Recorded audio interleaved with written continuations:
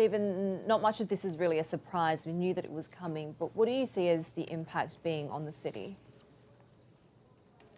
Well, obviously, it depends on whom you ask. If you ask a pro-establishment lawmaker and those here in Hong Kong who support these moves by China, not only the national security law, but now these electoral changes, which have been now unanimously approved by the Standing Committee of the National People's Congress late yesterday in Beijing. They say it will help the local Hong Kong government govern because they point to filibustering tactics of the former pro-democracy camp within LegCo, and of course the more than year-long street protests that culminated in the national security law. But if you ask the pro-democracy camp, they are likely to say that this is a death blow to any dream or promises of the ultimate aim written into the basic law, and that is universal suffrage, not only for legislative council members, but also for the chief executives.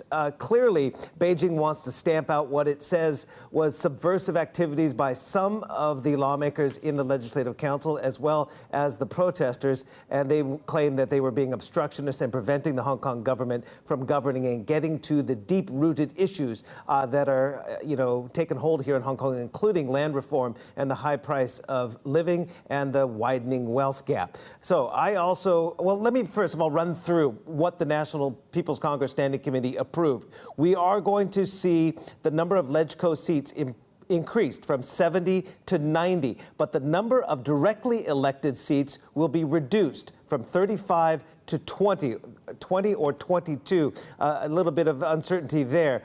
Generally, though, those 20 that will be directly elected must be approved, vetted, and approved by a very powerful, small vetting committee of national security police officers.